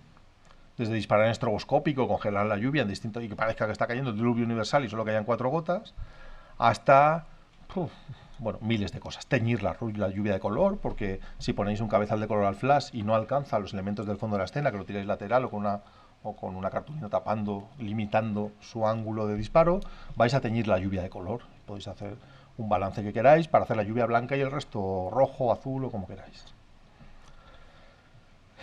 Bueno, cuánta cosa. Bueno, aquí hay una vaquita en un prado, un alcornoque y el cielo con estrellas. La vaca muy colaboradora, se estuvo quietecita más o menos, movía la cabecita, pero bueno. Yo intentaba dispararle cuando tenía la cabeza otra vez en su sitio. Claro, yo creía que estaba, igual no estaba en su sitio, por eso se ve como si moviera un poquito la cabecita. Para fotografiar una tormenta nocturna, lo primero que hay que saber es que no todas las nocturnas se dejan fotografiar. Es decir, cuando te viene la lluvia de cara, con el viento racheado, no es tu día para hacer una tormenta nocturna. Vete a casa, duérmete, que no es el día. Ahora, cuando la tormenta viene de lejos, con mucho aparato eléctrico, aquí no llueve, tú estás trabajando en seco, Bueno, hay tormentas que te dejan y que es fácil, y hay otras tormentas, bueno, que empiezas a oler a chamusquina, te caen los rayos por ahí y dices, aquí morimos hoy. Entonces, la tormenta tiene que ser amable dentro de un orden. Ojo a los materiales basados en el carbono. Los pararrayos los hacen con carbono. Los golfistas se mueren en Estados Unidos, le ha caído un rayo a un golfista, con lo grande que es el golf, es que lleva el tío un palo de carbono. Y eso actúa como un pararrayos. Pues por eso se recomiendan materiales más inertes. Entonces, cuando uno está en una tormenta y lleva un trípode de carbono, pues lo entierra y ya volverá por él. O eso, se arriesga a que le caiga un rayo. Que también es una muerte muy digna para un fotógrafo. Oye, ¿para que te caiga una teja aquí en la ciudad? Que yo me imagino noticia de prensa, ¿no? Aventurero, después de 30 años viajando por el mundo, le cae una teja y lo atropella una moto. Qué pena, ¿no? Bueno, pues calzado con suelas de goma, o si vemos la cosa muy chunga, nos metemos en el coche. El coche, como está aislado, porque las ruedas son de goma, si cae un rayo no nos va a afectar. Le caerá a la cámara y el equipo, estaremos ahí llorando, ¡ay, mi cámara! Tened en cuenta que los árboles grandes aislados atraen a los rayos, los grandes hitos atraen a los rayos en el paisaje. Son cosas elevadas y atraen el rayo. Las corrientes de aire propagan la electricidad, están en una casa en ruinas por donde corre el aire, pues atrae la electricidad, tenemos más papeletas. Estos son nubes que se están formando en la isla del Hierro, con estas sabinas que se retuercen por efecto de los vientos del mar. Además, se agolpa la parte verde en una parte que es donde menos salinidad recibe, en la otra parte pues no está como seca, es retorcida. Y aquí, bueno, pues está esa magia, ¿no?, de las nubes que tapan parte del cielo y dejan ver parte de las nubes en movimiento, de las estrellas, perdón, en movimiento. Está la polar, con lo cual hay parte que son puntitos y otra parte que son líneas girando. Entonces, si tenemos que hacer este tipo de fotos bajo la lluvia, lluvia aunque sea de niebla, de esta humedad que te viene y te mancha la lente, que sepáis que en una larga exposición podemos estar limpiando mientras exponemos. Tú puedes limpiar, dejarlo un minuto, volver a limpiar, dejar otro minuto y luego compensar. Si has estado mucho rato tapando y no entraba luz, pues tenéis que compensar el tiempo que has estado limpiando en la exposición. Ya os digo que en cuanto entendéis qué estáis haciendo bien en la fotografía nocturna, que estáis pintando con tiempo, con luz, todo va a funcionar muy bien.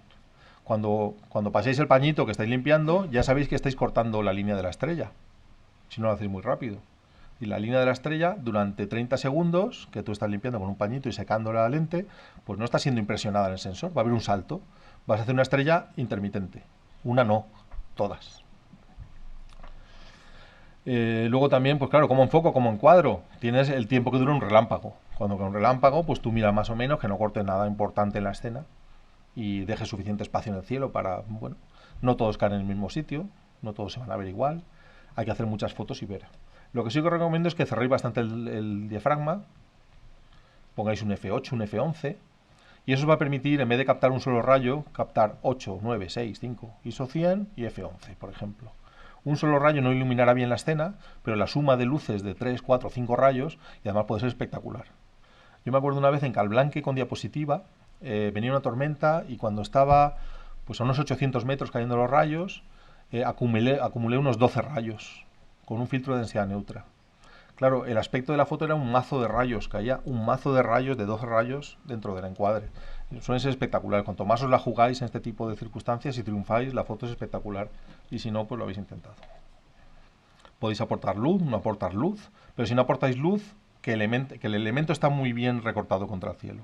Así que se vea solo medio árbol contra el cielo, ¿no?, en sombra, no es nada. O os acacháis mucho y el árbol se recorta muy bien contra el cielo, o está en el borde de una ladera, o tenéis que aportar luz para separar los elementos del encuadre.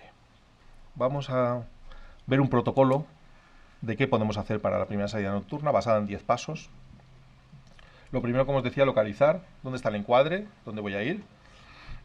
Me planto allí, monto mi equipo, el equipo básico, la cámara y el trípode, y determino mi encuadre. Miro muy bien las esquinas, cuánto cielo dejo, que no te parezca que el cielo sea pequeño, la proporción de cielo, el espacio del cielo que sea pequeño, porque no va a estar vacío, tú lo ves negro, pero luego va a estar lleno de estrellas girando. Entonces, sé generoso con la proporción de cielo, porque ahí va a haber giro, movimiento, entonces busca una proporción agradable. Estabiliza muy bien el trípode, es una exposición de 8 minutos, pues que no se mueva, no lo toques, que no se pegue con otro trípode, que venga un señor ahí a cortar la exposición y te mueva tu cámara. Y bueno, y ya usamos la linterna para ver ese encuadre, qué es lo que hay en el encuadre que no estoy viendo, si no hay nadie exponiendo, claro. Y para enfocar de forma precisa. Puedo utilizar un láser, o si tengo la linterna, pues enciendo la linterna, tiro de zoom, ya sabéis cómo se enfoca con un zoom. Vamos a la focal máxima, enfocamos con precisión y volvemos a la focal que voy a utilizar. Esta es la forma correcta de utilizar un zoom.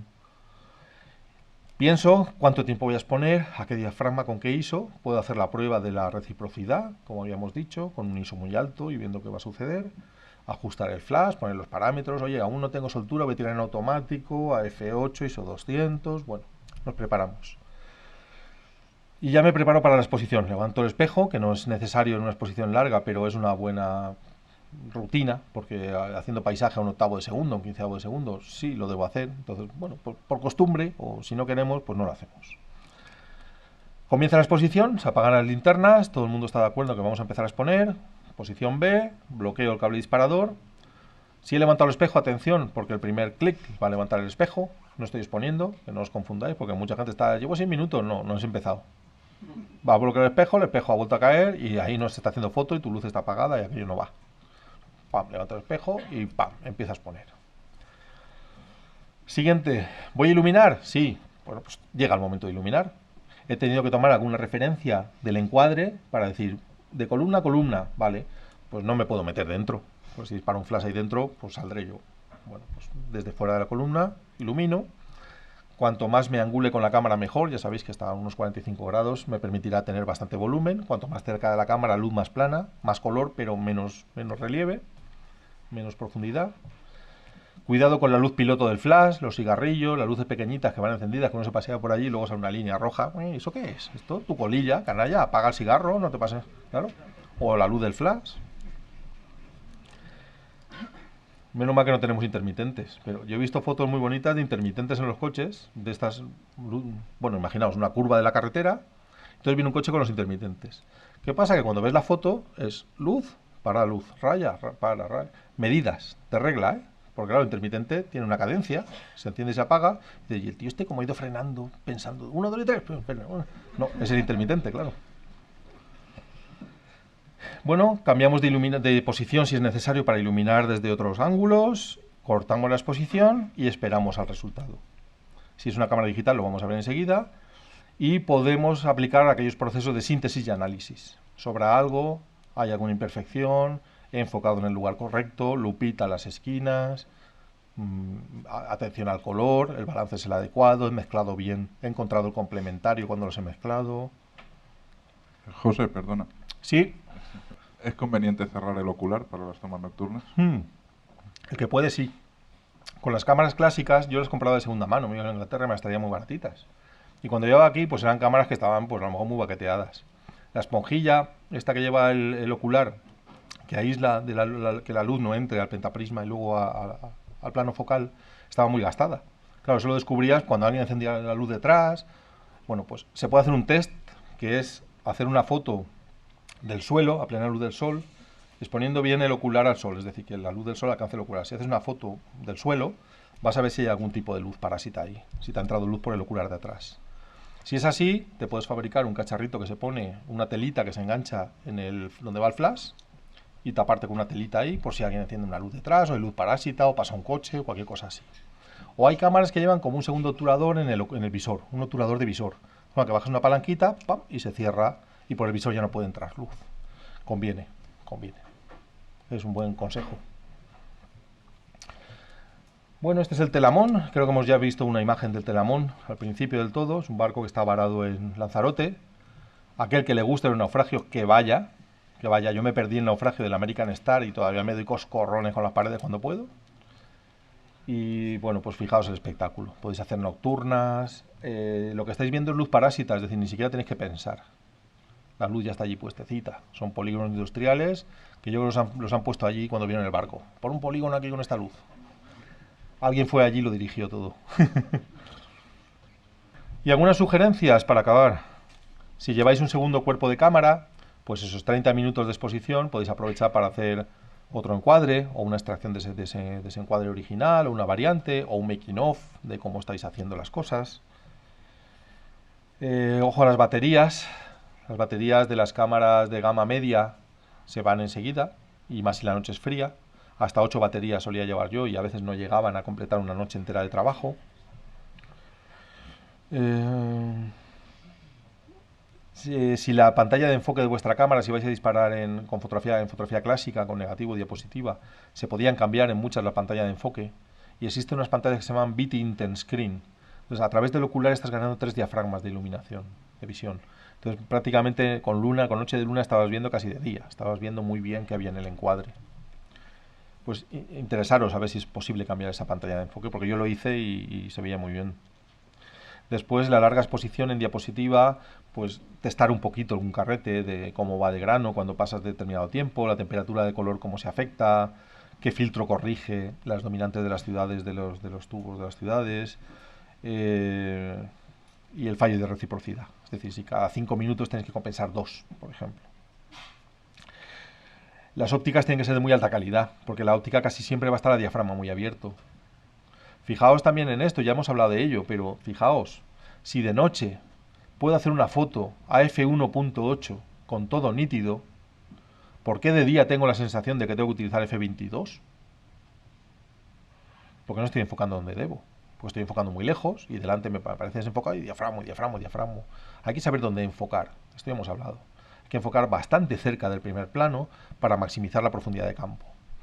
¿Yo qué he hecho? Pues como trabajo mucho en cursos y no me gusta esperar a que todo el mundo acabe para hacer yo la siguiente, y no me gusta que los demás tampoco lo hagan, ni molestar, lo que he hecho es que mi objetivo me he fijado de día dónde está esa posición. Tú miras a través del objetivo de día, de un angular, y hay una posición en la que parece que todo está nítido. Todo, parece que desde los 2,5 metros, 3 metros, según la focal, obviamente, parece que todo aparece nítido. Y entonces me he dado cuenta de dónde está. Mira, en la rayita del infinito, un pelín antes, ahí tengo que poner la marca de enfoque.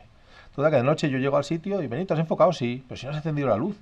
No, he puesto mi marca de enfoque en su sitio. Con el móvil mismo, digo, aquí, ya aparece todo enfocado. Mientras no haya nada más cerca de esos 3 metros o 2,5, que entonces sí que tendría que enfocarlo, o mover y compensar un poquito el barril de enfoque, ya aparecen bien. Pues esto es un truco que podéis utilizar. Vale, y luego también podéis jugar con el empañamiento. Las lentes se empañan y eso no siempre es malo. Si es malo, podéis ir limpiando. Ya sabéis que si tardáis mucho, cortáis la línea de estrellas. Y si no, podéis empañar la cosa hecha. Bueno, ojo con las luces traseras de la luna, porque tú estás haciendo tu foto y luego, ¿y esa cosa que hay en el suelo qué es? La sombra de tu trípode. Catapum. Bueno, pues pasa también. Aquí hemos buscado situar la polar pues muy en el eje de este hito, de esta roca en el mar, de este Bollullo, se llama así, la playa del Bollullo, en Tenerife. Y hemos buscado la polar pues cerca de donde apunta esta forma. Hemos iluminado con flash bastante, y sobre todo la roca para crear ese volumen. Y vamos a comentar unas poquitas fotos así muy rápido para que veáis variantes. Son ya -4, vamos a parar enseguida.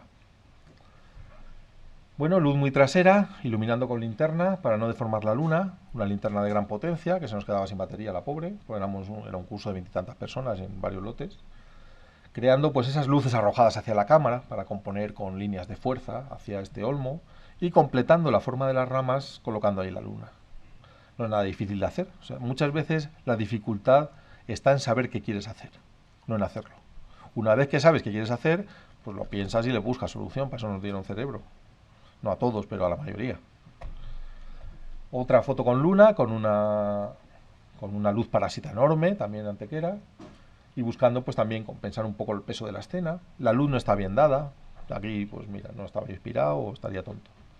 Aquí la luz más lateral pues crearía todavía mucho más relieves, la luz mucho más pegada a la roca sacaría mucho más sombras y más volumen, no sería tan plana.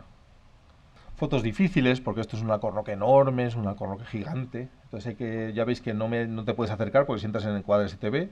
Desde bastante lejos, todo a golpe de teleflash, te toca pintar la base del árbol, las plantitas de alrededor, la copa. Y luego veis que es una exposición bastante larga porque hay líneas de estrellas bastante prolongadas, hay jirones de nieblecitas en el cielo. Esto es un ejemplo de cómo utilizar el empañamiento de la lente en beneficio propio. Estás haciendo la foto, ves que hay una luz muy brillante y si tú con el dedo lo acercas a la lente, la empañas durante 3 segundos y lo quitas, ese empañamiento tarda varios segundos en irse, a veces hasta 1 minuto en irse. Mientras está empañado, la luz del faro va haciendo pues esas cosas que veis. Pues es una forma de utilizar el empañamiento en beneficio propio. Ya visteis también en la sesión aquella en el vídeo de los cazadores, Como habíamos hecho niebla con un teleobjetivo utilizando el BAO, echas el BAO, según donde empiezas y donde acabas, se va a disipar en esa medida y estás pendiente del efecto que buscas para disparar. Aquí se ha hecho así, se acerca el dedo, además hay testigos, aquí hay fotógrafos que estaban allí. Y claro, cuando sale el resultado, a mí no me ha salido eso. Hombre, tienes que acercar el dedito, si no acercas el dedito y lo empañas, no sale eso. Es muy divertido la fotografía nocturna. Y estos son torres para vigilancia de submarinos en Mallorca. Y bien, el cielo estaba divertido, veis que hay, pues eso, el cielo pues con las luces parásitas parece como un amanecer. Y esto son las 12 de la noche. Esto ni lo vamos a ver. Lo vais a tener en el PDF, pero es de nuevo un protocolo todavía más simple, ¿no? Localizar, determinar el encuadre, enfocar un poquito delante. Creo que son cosas que sabemos. El tiempo de exposición, podéis llevar la tabla que os va a salir en el PDF, o podéis hacer la prueba de la reciprocidad, como hemos visto. La posición B, iluminamos, cortamos la exposición, síntesis y análisis para mejorar, esperamos un tiempo un poquito y hacemos la foto buena. Bueno, esta fue la foto que tuve premiada en un concurso. Que os fijáis en la gran polarización que tiene. A mí no me gustaba tanto la polarización. En la diapo se veían bien. Es decir, hacer una diapositiva, hacer una fotografía clásica, el soporte ya, pues ese viñeteado pues no quedaba tan mal. El flash lo que permitía era compensar esa dominante tan cálida de la luna, tan amarilla de la luna, es decir, sacar colores más reales en la parte de la cigüeña y de la roca, que aparece ya pues algún detallito más azulito en la roca. Luego se ve que es una exposición muy larga, claro, están las estrellas, está el viento en el árbol. Recuerdo cuando se la enseñé a mi madre, yo todo emocionado. Mira, mamá, lo que me ha salido. Ay, qué lástima, te la han rayado, ¿no? ¿Cómo que me la han rayado? He tardado 3 años en hacer algo así. Y, bueno, fijaos muy bien en el detalle que me molesta a mí. Aquí tenemos uno de esos teitos asturianos y detrás hay uno que le han cambiado el tejado. El tejado del de atrás, pues ya no es tan bonito. Y claro, cuando aparece la foto y lo ves, che, ¿pero qué le pasa a ese tejado? No me he dado cuenta. Pero eso es de teja roja. Pues no lo pinto. Si no lo pinto, no existe. Pim, pum. Lo que no recibe luz no existe en la noche.